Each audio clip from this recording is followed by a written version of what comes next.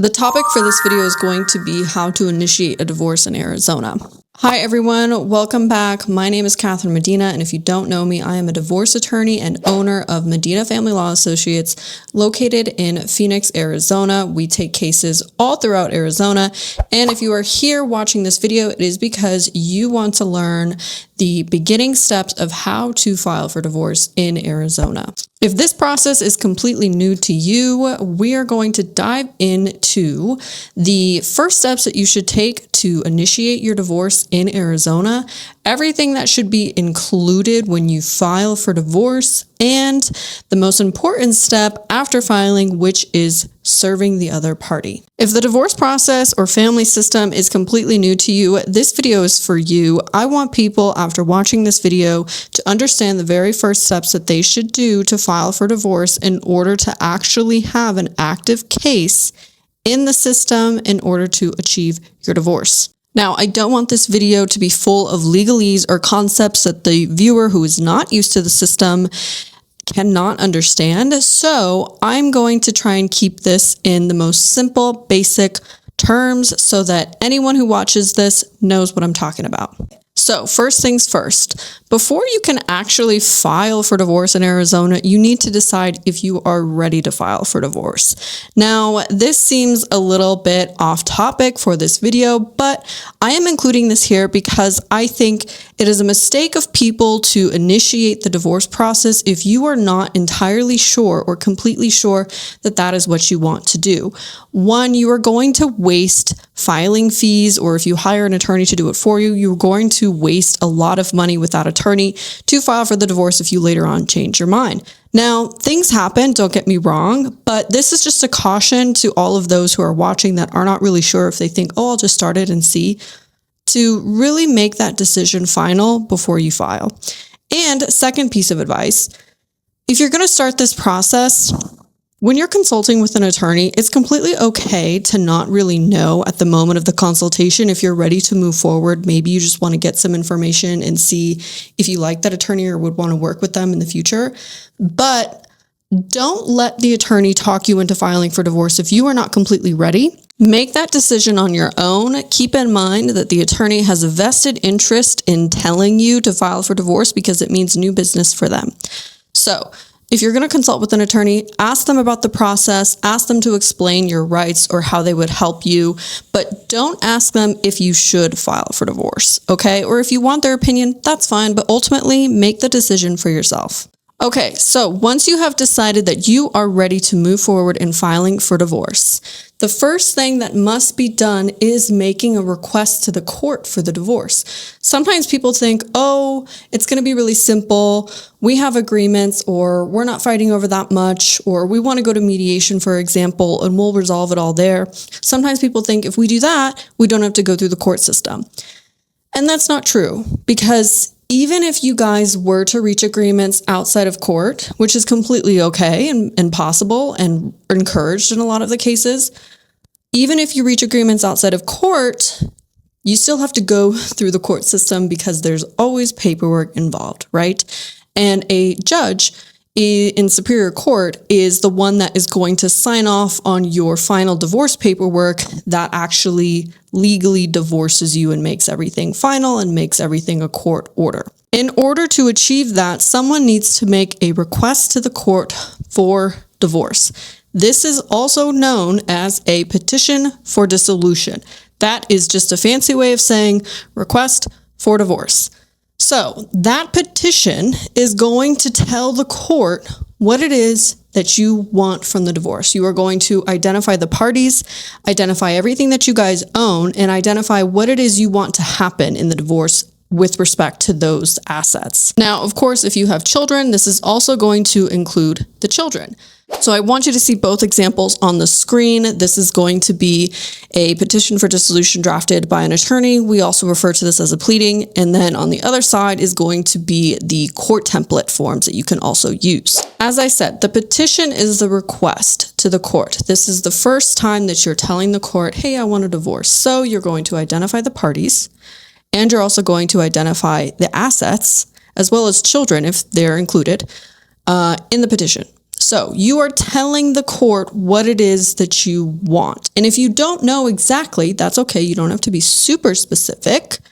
However, you need to identify everything that you know of and tell the court what you want to happen. So for example, if you own a home together, you need to tell the court, we own a home and this is the address. You're not going to put it in these words, but again, I'm trying to explain this in easy to understand terms. So the petition tells the court, we own a home. This is where it's located. You need to identify, do you own that home together? Is there a mortgage? And what do you want to happen to that home? Same can be said for vehicles, retirement, and of course, you should consult an attorney about what you are legally entitled to under Arizona's community property laws before you fill out the petition or tell the court what it is that you want, because obviously you can only ask for things that you are legally entitled to. And in order to understand if you are legally entitled, you need to talk to an attorney about your specific case.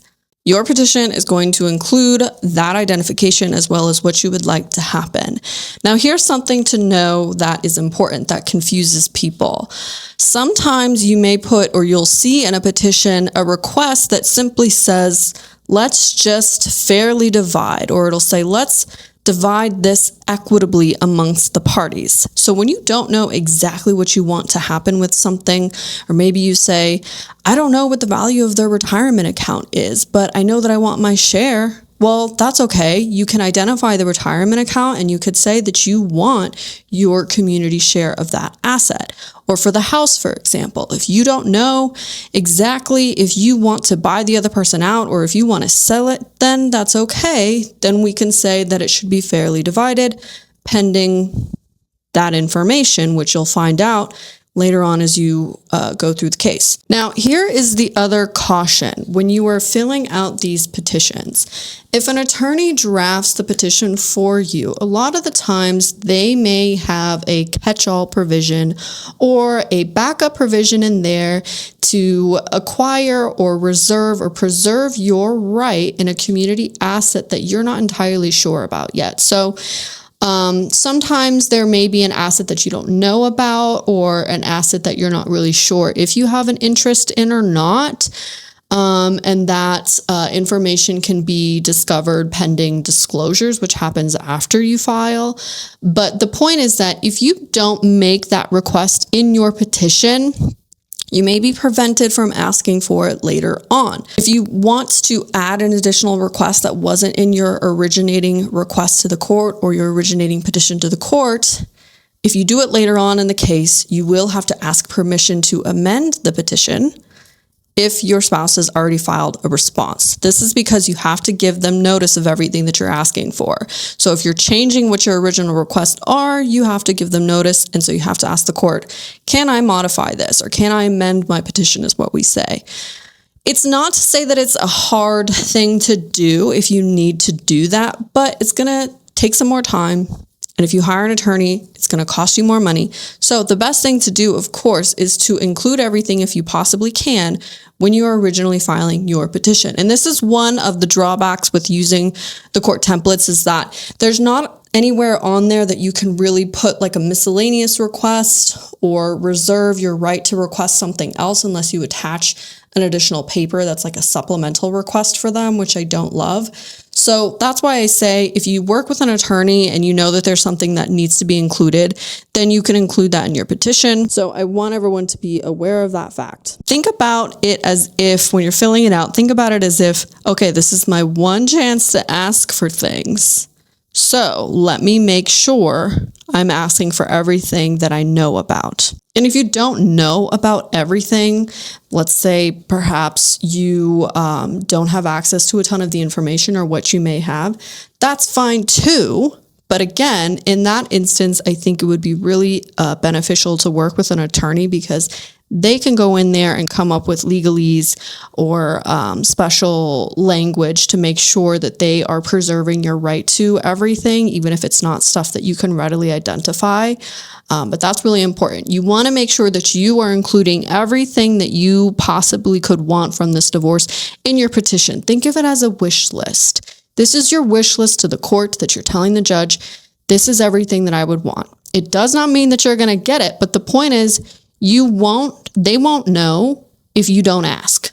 So you need to tell them, here's what I want. This is your wish list. And because it is your wish list, it means that your spouse is also going to have the opportunity to provide their own wish list to the court or tell the court what they agree or disagree with. That is the second step of the divorce process after you've made the initial filing of the petition or the request for the divorce.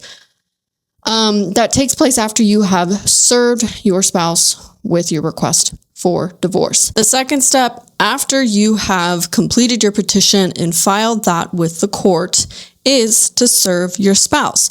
After the court processes your petition, you will have an active case in the Arizona court system with a case number. Once you have that information, as well as the supporting documents that come with your petition after you have filed it, you will then serve that on your spouse. So here's the thing to know. After you file your request, or when you file your request with the court, it is going to generate some additional documents that must be provided to your spouse, such as a preliminary injunction. The preliminary injunction is defined here. And a notice to creditors, notice to health insurance, and a summons. Here's a list of what will be generated.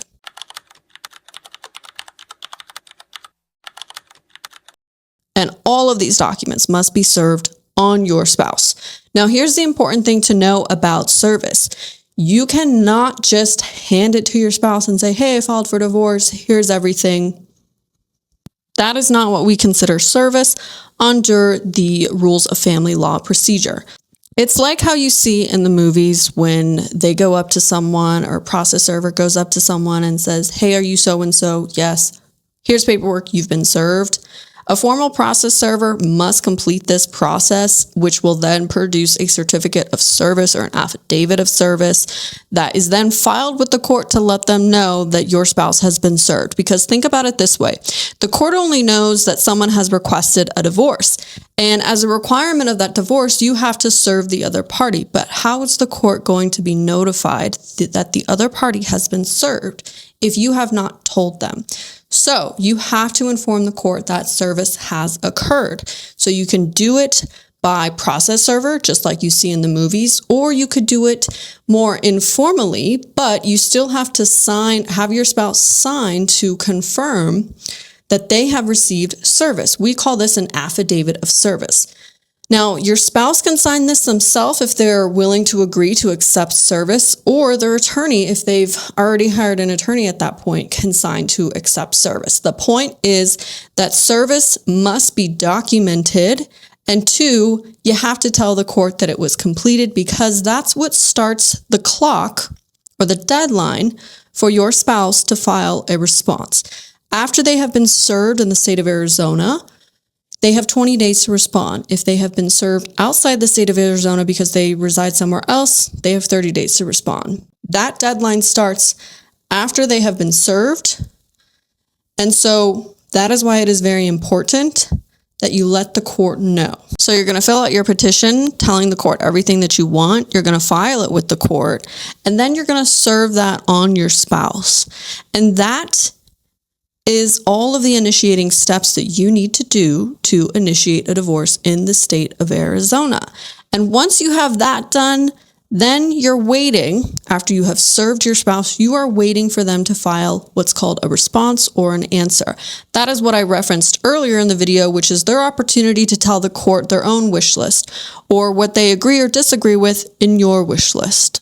So if you have gotten this far in the process, congrats. You have now initiated a divorce in the state of Arizona.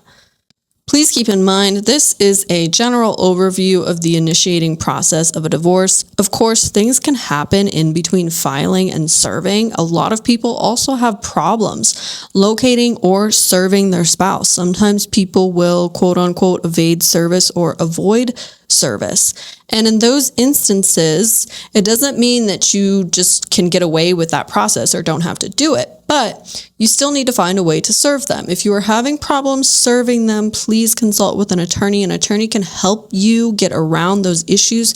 But of course, there is a process and rules to follow, and you usually need to get the court involved if we're going to do what we called alternative service. You need to get permission from the court in order to do that.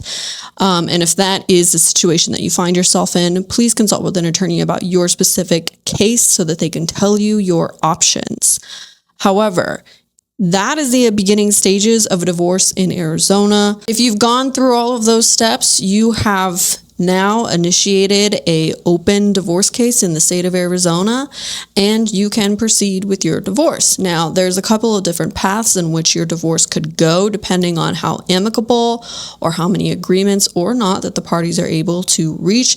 But this is the first step, and it's important because it's absolutely necessary if you want a divorce. There's no other way for you to obtain the divorce without doing this paperwork. I know it is a headache for people to think I have to go through the court process, but it is what it is. So now hopefully you have a better understanding of the beginning stages of requesting a divorce in the state of Arizona. As I said, I am Catherine Medina, divorce attorney and owner of Medina Family Law Associates located here in Arizona. My team takes cases all throughout the state, so if you are not located in Maricopa County, please contact us. There's still a chance that we take cases in your county. You can also go to our website, mmazlawfirm.com, and you can find me on socials at Attorney Catie. If you're not already subscribed to this channel, do so now if you want to learn more information about divorce and custody issues in the state of Arizona. And thanks for watching.